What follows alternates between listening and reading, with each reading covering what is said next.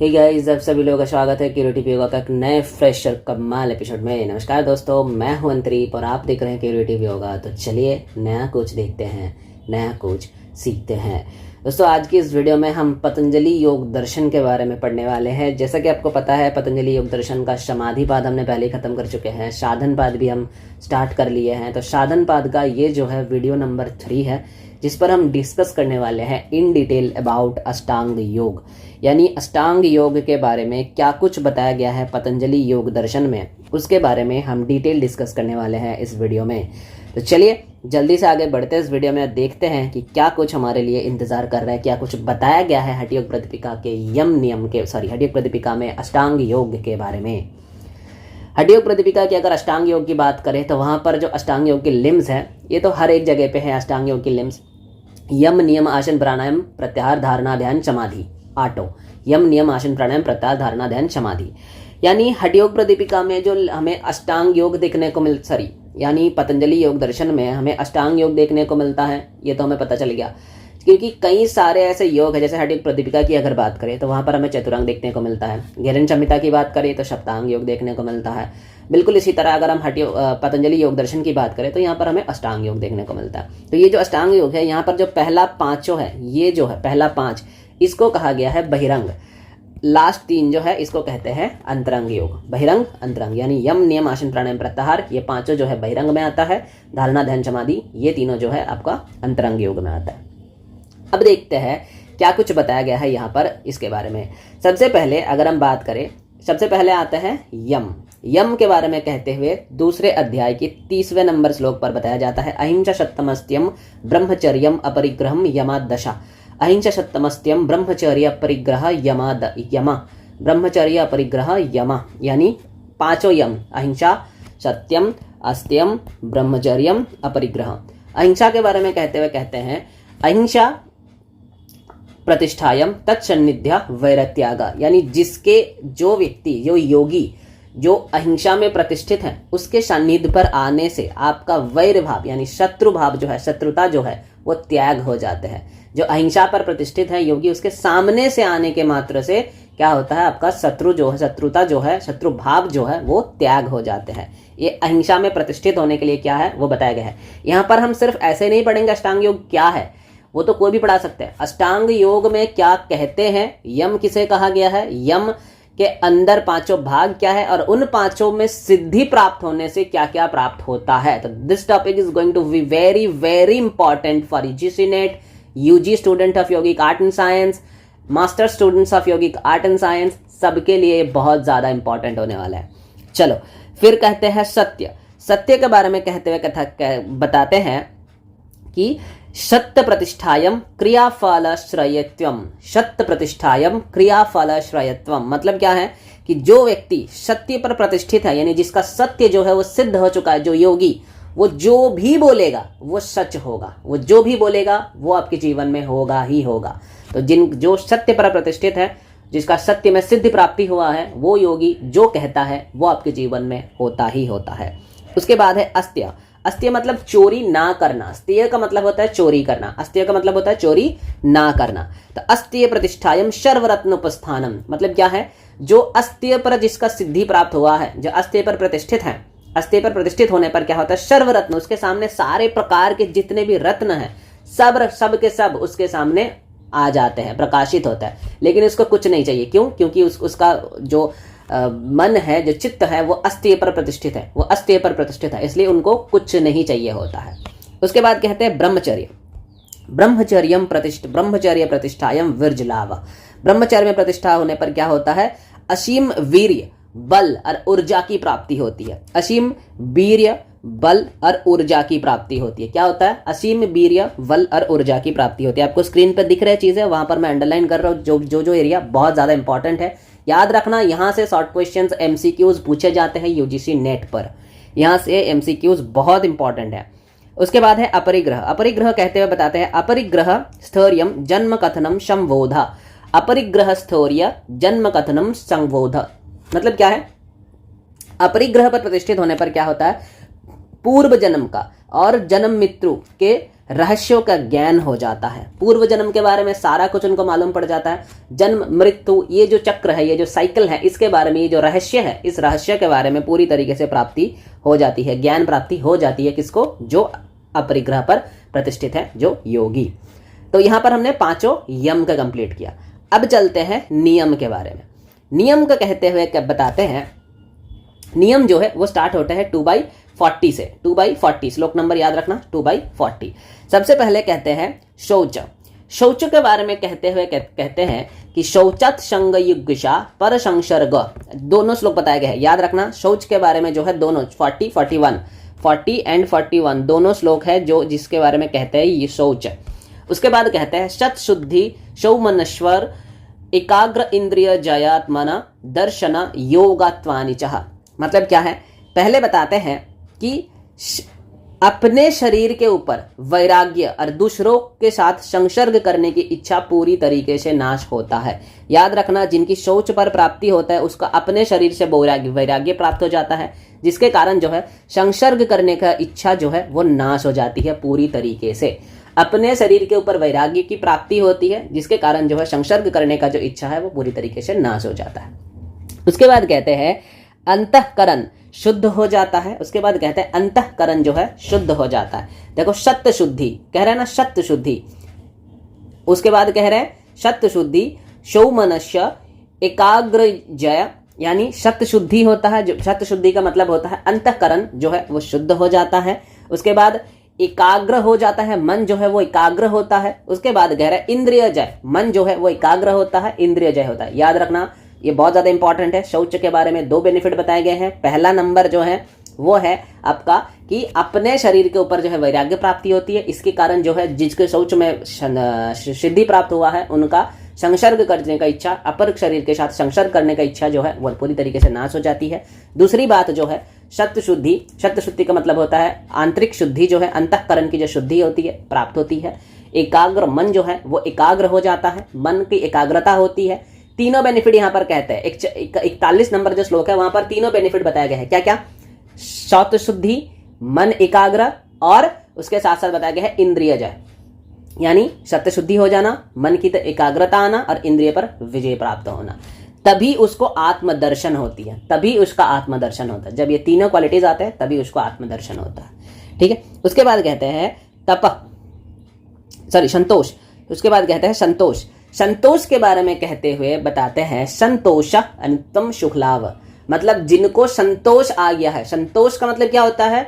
मेरे पास जो भी है वो सर्वश्रेष्ठ है, उसके अलावा मुझे कुछ नहीं चाहिए। मेरे पास जो है मैं उसी में खुश हूं, उससे ज्यादा उसके अलावा मुझे कुछ नहीं चाहिए। दिस इज ऑल अबाउट संतोष, मतलब है संतुष्टि होना। जो आपके पास है आप उसी में संतुष्ट हो, आपको उसके अलावा और कुछ नहीं चाहिए। तो दिस इज संतोष। वही कह रहा है कि अब कह रहा है कि जिसको संतोष की प्राप्ति हो गई है, जिसको संतोष में सिद्धि प्राप्त हुआ है, उनके पास अनुत्तम सुख लाभ, उसके पास सुख ही सुख है, दुख है ही नहीं, क्योंकि वो सेटिस्फाइड है अपने लाइफ में। वो सेटिस्फाइड है अपने लाइफ में। ये देखना आप रियल लाइफ में भी होता है। अगर हम सेटिस्फाइड हैं तो बिल्कुल जाहिर सी बात है कि मुझे अगर कुछ नहीं चाहिए, जो है मैं उसी में खुश हूं, तो भाई रात के सुकून से नींद आएगा, रात में आराम से सो सकोगे। अगर ऐसा है, अगर ऐसा नहीं है तो भले आप कितना भी कोशिश कर लो, सुख आपके जिंदगी में नहीं आने वाला। ये जाहिर सी बात है, सुख आपके जिंदगी में नहीं आने वाला। और हम सब इसी से जूझ रहे होते हैं। हमारे पास जो है हम उसी में सेटिस्फाइड नहीं है। जो हो गया अब उससे ज्यादा चाहिए, अब ये चाहिए, अब वो चाहिए, अब ये चाहिए, अब ये चाहिए।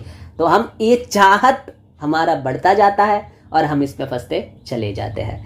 लेकिन महर्षि पतंजलि कहते हैं कि भाई जो है अगर उसी में संतुष्ट बना सको तो आपकी ज़िंदगी आपके लिए बहुत ज़्यादा कीमती है और आपकी ज़िंदगी आपके लिए बेहद सुखदायक है। चलो उसके बाद बात करते हैं तप। तप कहते हुए बताते हैं कायेन्द्रिय ईश्वर शुद्ध, कायेन्द्रिय शुद्धीश्वर शुद्धिक्षायत्व पशः। मतलब क्या है? काय और इंद्रिय अशुद्धि का नाश होना। कह रहे हैं कायेन्द्रिय, काय इंद्रिय, सिद्धीश्वर शुद्धिक्षाय पाशवा। मतलब क्या है? अशुद्धि का नाश होता है, शरीर और इंद्रिय के सिद्धि प्राप्त होता है। दो चीजें होती है, एक तो अशुद्धि क्षाय। अशुद्धि क्षाय का मतलब देखो यहाँ पर आपको जो श्लोक आपको दिख रहा है कायेंद्रिय शुद्धि क्षयात तप। मतलब क्या है, काय इंद्रिय की सिद्धि प्राप्त होती है। और यहां पर आप बोलोगे सर यहाँ तो शुद्धि क्षय लिखा हुआ है, शुद्धि नहीं है बेटा, काय इंद्रिय सिद्धि रा शुद्धि है, वो युक्ताक्षर है वो, इसलिए आपको ऐसा दिख रहा है। वो है काय इंद्रिय सिद्धि, उसके बाद बताते हैं अशुद्धि क्षय, यानी अशुद्धि जो है वो नाश होता है। काय और इंद्रिय, काय मतलब शरीर और इंद्रिय, इन दोनों का शुद्धि प्राप्त होता है, इन दोनों का सिद्धि प्राप्त होता है। काय इंद्रिय का सिद्धि प्राप्त होता है और अशुद्धि नाश होता है तप के लिए। याद रखना, 1 by 1 पॉइंट कर करके लिख रहा, लिख के रखो अपने कॉपी में, क्योंकि सवाल यहीं से बनता है, सवाल जो है यहीं से बनता है। और आपका 2 नंबर छूट जाएगा अगर एक सवाल भी छूट गया तो इतना ध्यान से पढ़ लो, बहुत ज्यादा इंपॉर्टेंट एरिया है भाई। स्वाध्याय, उसके बाद बताते हैं स्वाध्याय के बारे में। कह रहे हैं स्वाध्याय इष्ट देवता संप्रयोग। मतलब क्या है, स्वाध्याय करने से आपको आपकी इष्ट देव की दर्शन होती है, अपने इष्ट देव का दर्शन होता है और उनसे संपर्क स्थापित हो जाता है। यानी आप अपनी इष्ट से बातें कर सकते हो, उनसे लड़ सकते हो, झगड़ सकते हो, जो मर्जी आप कर सकते हो, अपने इष्ट देव का दर्शन हो गया। स्वाध्याय करने से आपके जो इष्ट हैं आप उनसे रूबरू मिल सकते हो। उसके बाद है ईश्वर प्रणिधान। ईश्वर प्रणिधान कहते हैं समाधि ईश्वर प्रणिधानत, समाधीश्वर प्रणिधानत। मतलब क्या है, ईश्वर की भक्ति से समाधि की सिद्धि होती है, यानी ईश्वर प्रणिधान से समाधि की प्राप्ति होती है। कई बार यूजीसी नेट में पूछा गया है समाधि प्राप्त होने के लिए कौन सा साधन बताया गया है, ऑप्शन में डाल देगा सब कुछ, साथ में ईश्वर प्रणिधान। याद रखना भाई, ये जो श्लोक है 2/45, इस श्लोक में सीधा सीधा कहते हैं कि समाधि आपको ईश्वर प्रणिधान से प्राप्त होती है, समाधि की प्राप्ति होती है ईश्वर प्रणिधान से। ठीक है, अब चलते हैं आगे। 2/46 आसन के बारे में कहते हैं, बताते हैं स्थिरम सुखम आसनम, यानी एक अपने शरीर को किसी भी स्थिति पे स्थिर और सुखपूर्वक, अगर आप स्थिर और सुखपूर्वक बैठे रहो दैट इज आसना। किसी भी स्थिति पर स्थिर और सुखपूर्वक होना वो आसन कहलाता है। उसके बाद बताते हैं 2/48 में आसन के बेनिफिट क्या कहते हैं, ततो दंदान विघातः, यानी आसन की सिद्धि प्राप्त होने से दंद का अनुभव नहीं होता। दंद का अनुभव, दंद मतलब शीत उष्ण आदि, ये जो दंद होता है, शीत लगना, गर्म में जो है गर्मी में जो है गर्मी लगना, ये किसी भी दंदों का प्रभाव हमारे शरीर में नहीं पड़ता आसन अभ्यास, आसन की सिद्धि प्राप्ति होने से। उसके बाद कहते हैं प्राणायाम। प्राणायाम को कहते हुए बताते हैं तस्मिन् सति श्वास प्रश्वास योर गतिर्विच्छेद प्राणायाम। मतलब क्या है कि आसन की सिद्धि के पश्चात श्वास और प्रश्वास की गति को रोक देना या नियंत्रण करना वो प्राणायाम कहलाता है। रोक देना और नियंत्रण करना वो प्राणायाम कहलाता है।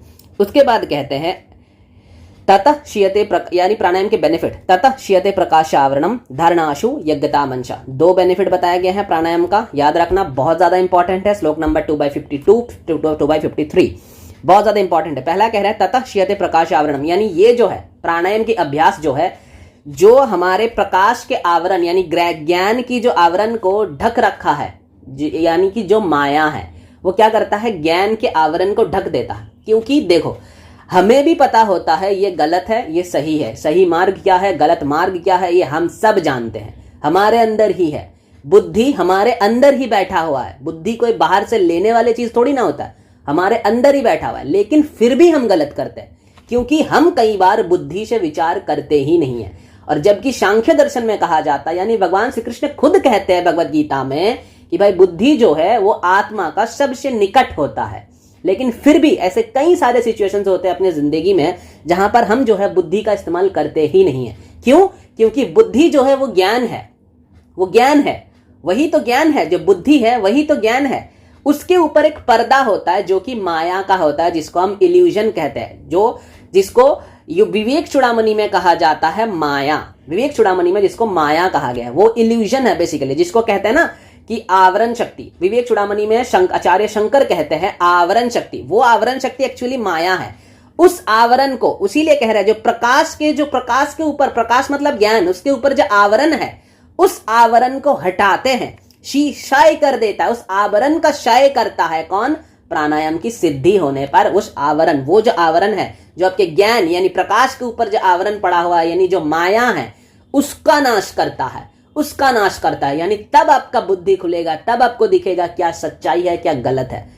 तो ये काम करता है प्राणायाम, इसलिए कह रहे ततः क्षीयते प्रकाशावरणम।